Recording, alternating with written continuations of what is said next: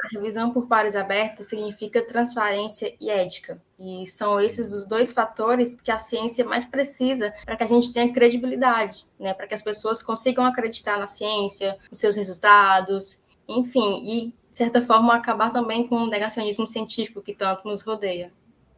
Olá, eu sou o Logan Nobre, falo de Curitiba, sou um dos editores de marketing científico da revista ETZ. Começa agora mais um episódio do podcast Revista ETZ, uma ação do projeto de extensão Ciência Aberta e a Gestão da Informação Científica da Universidade Federal do Paraná, a UFPR. No episódio de hoje está comigo Francisca Coutinho de Andrade Maia, que é mestranda em Ciência da Informação pela Universidade Federal do Ceará, a UFC. Ela é autora de um artigo sobre ciência da informação e revisão por pares aberta, publicado na revista ETZ. E é sobre isso que nós vamos começar agora. Clotilde, seja muito bem-vinda ao podcast Revista ETZ. Obrigada, Logan. É um prazer estar aqui. Prazer é nosso, Clotilde. Por favor, se apresente para o nosso público te conhecer, diz quem você é, de onde você fala, o que você estudou, no que você trabalha. Enfim, mulher, esse é o teu momento aí de brilhar. Olá a todos, mais uma vez é um prazer estar aqui com vocês, compartilhando um pouquinho. Eu sou bibliotecária, né, formada pela Universidade Federal do Ceará e mestranda em Ciência da Informação, também na Universidade Federal do Ceará, pelo PPGC e UFC, que é o Programa de Pós-Graduação em Ciência da Informação. Então, eu sou de Fortaleza, nasci e vivo aqui até hoje, e acho que é isso, né? E a sua formação, você falou que é bibliotecária, né? Você sempre quis fazer esse curso? É uma coisa assim que já estava no seu sangue, já tinha aquela vontade, ou você descobriu e foi? Conta pra gente como é que foi. Na verdade, não foi assim a minha primeira opção, né? Eu sempre gosto muito de animais, né? Aqui em casa, provavelmente vocês vão ouvir um galo cantar daqui a pouco, que ele canta a manhã toda. E eu queria fazer veterinária, só que acabou que não deu certo, e eu fiquei, meu Deus, o que é que eu faço? O que é que eu faço? E eu sempre gostei muito de ler, né? De ler livros, quadrinhos, histórias, enfim. E eu passei muito tempo na biblioteca da minha escola, no ensino médio, e aí eu decidi unir o útil ao agradável. Fiz o Enem, coloquei para biblioteconomia e deu certo. Então eu comecei a graduação e me formei em 2020, no meio da pandemia. Eita. E você se formou, já pensava em fazer o mestrado, já pensava em emendar no mestrado, ou seu desejo veio depois? Então, praticamente durante toda a minha graduação, eu fui bolsista. Né? Eu fui bolsista de extensão, do primeiro ao terceiro semestre, e no quinto eu fui bolsista de PIBIC, né? Que é o Programa de Bolsas de Iniciação Científica. Com a experiência do PIBIC, com a professora Giovana, que também é autora do artigo, me abriu os olhos, né? Porque a pesquisa ela te mostra o mundo, né? Tem uma possibilidade infinita de coisas a fazer, a investigar, problemas a se resolver. Então, nessa perspectiva, eu pensei, não, quem sabe, né? Acho que o mestrado pode ser uma possibilidade. E aí, desde o quinto, sexto, sétimo semestre, veio monografia. Aí eu pensei, eu vou tentar. E acabou que deu certo. Muito bem. E hoje você está do meio para o fim do seu mestrado, né?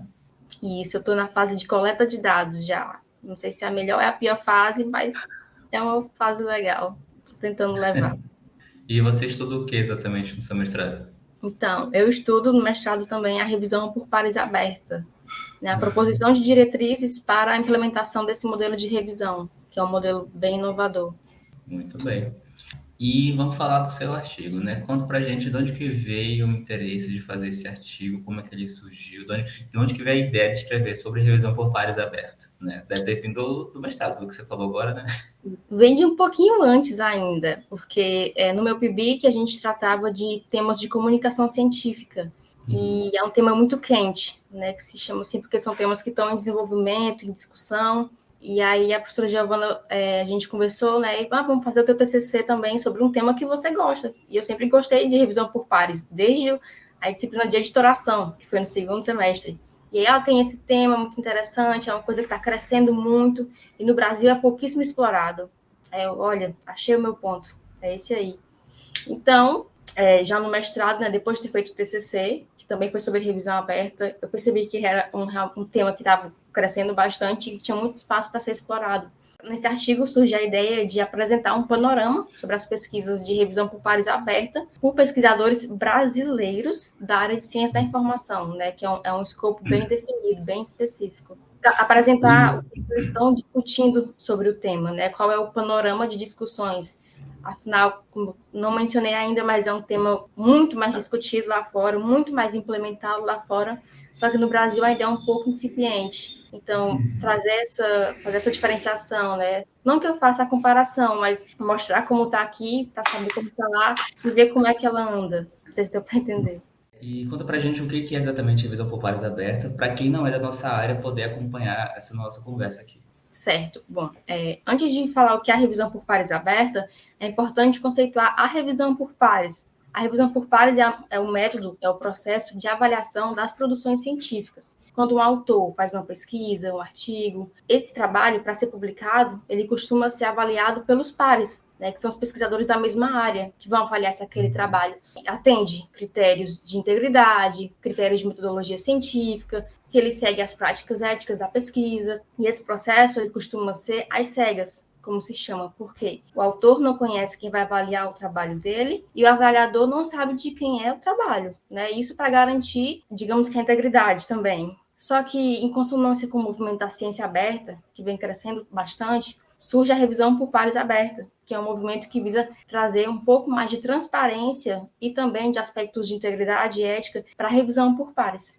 Então, nesse sentido, a revisão aberta ela não tem um conceito bem delimitado, um conceito específico e fechado. É interessante porque ela pode ser reconhecida como um conjunto de práticas de diferentes características. Por exemplo, Ross Helawe, que é um dos autores mais citados sobre o tema, só ele traz 7 características do que pode ser entendido como revisão aberta. Por exemplo, identidades abertas, que seria o autor conhecer o avaliador e o avaliador conhecer a identidade, né, e vice-versa. No sentido de saber quem está avaliando o seu trabalho e você saber de quem é aquele trabalho. Outra característica seriam os pareceres abertos, que é a publicação do relatório de avaliação junto ao artigo, ou então a interação aberta, que é a interação entre o avaliador e o revisor durante o processo de avaliação. Enfim, são inúmeras características e o mais interessante ainda sobre o tema é que a revista, o periódico, o editor, ele tem a flexibilidade de poder decidir qual característica ele vai adotar. Ele não é obrigado a adotar as 7 características, ou 3, ou 2, ou 1. Ele pode escolher a que ele acredita que mais vai se adaptar ao periódico, aos leitores, ao público que ele tem. Até porque é o editor que conhece melhor o público da revista, né?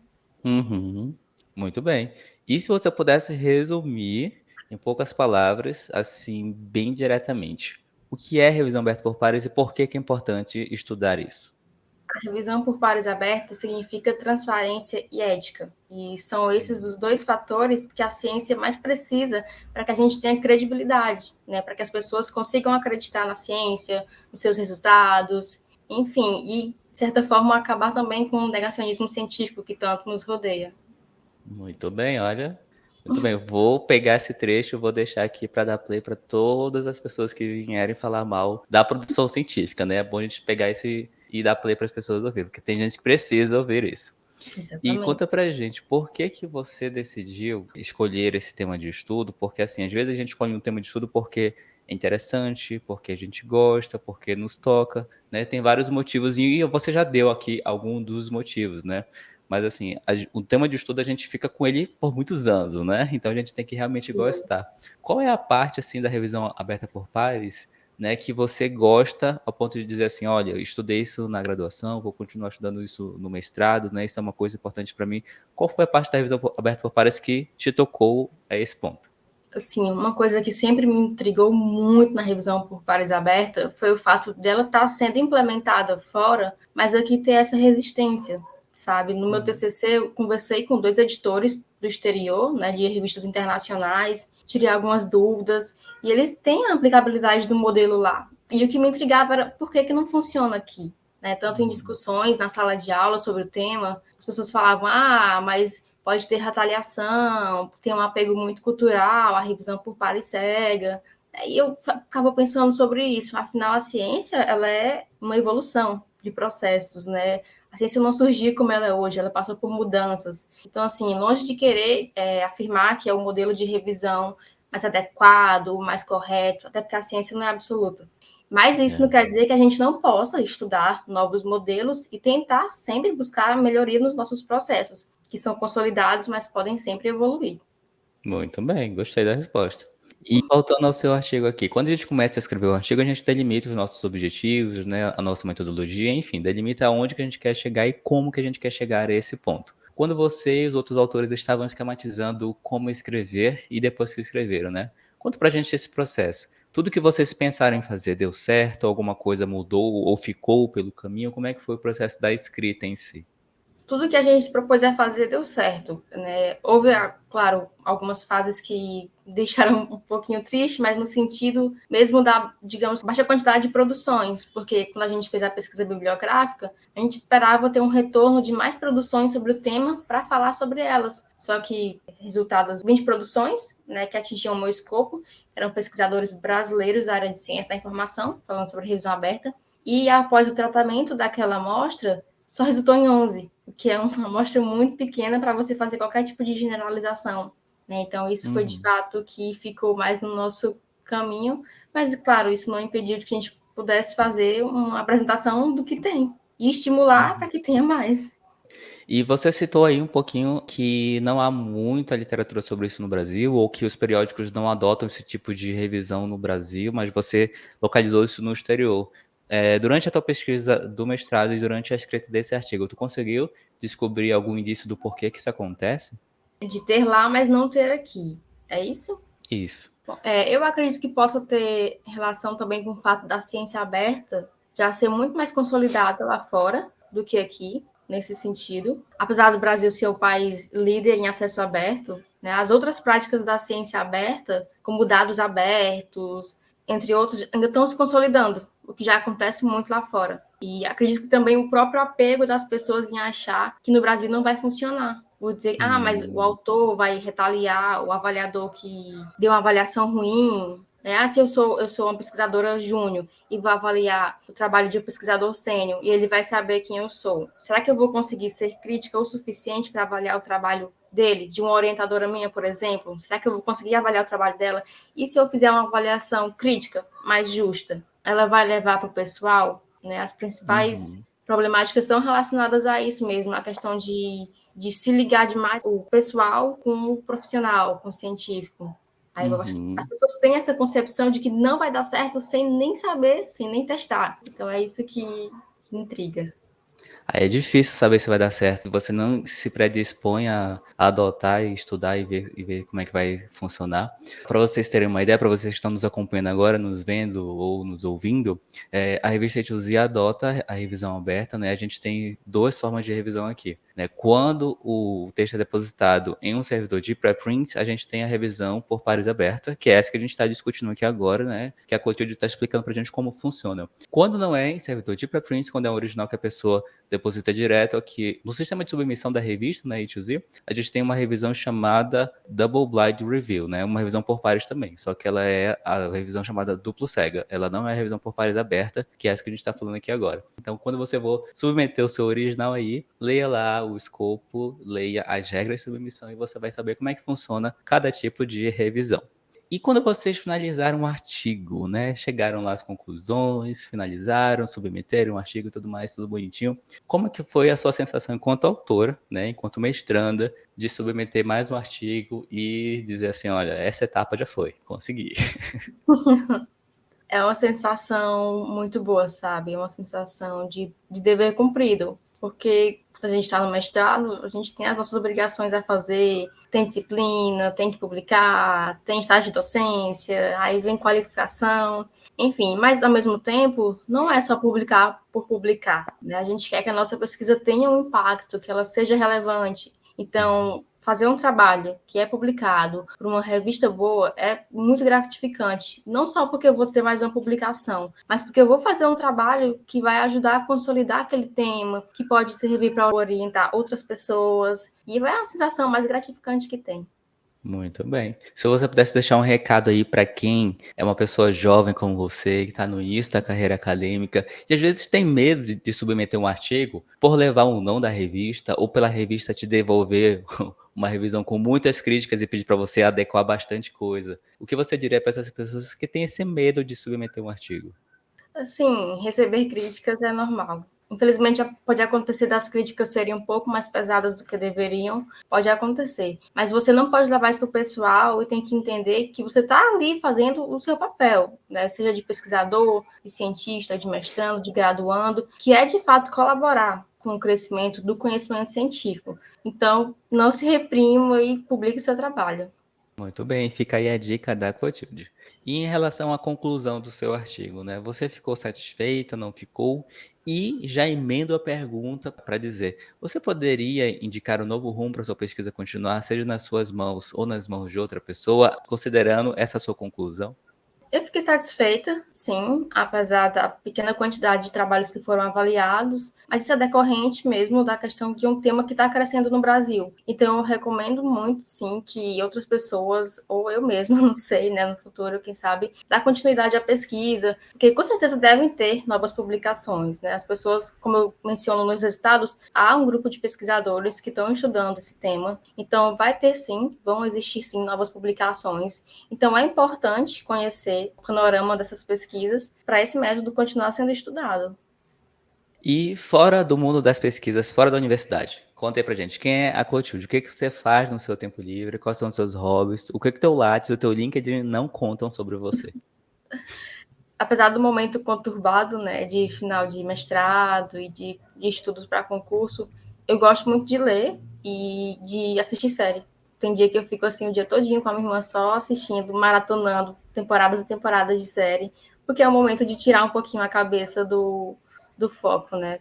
Sair com os meus amigos acaba sendo muito mais do mesmo, mas é algo que realmente dá um descanso muito, muito bacana pra gente que vive com a cabeça cheia dessas coisas de academia. Às vezes a gente precisa de um tempo de estudo, né, fora dos estudos, né? Precisa de gastar a nossa energia, a nossa concentração com coisas mais amenas, né, digamos assim. Isso. Não envolver tanto o cérebro nessas outras atividades.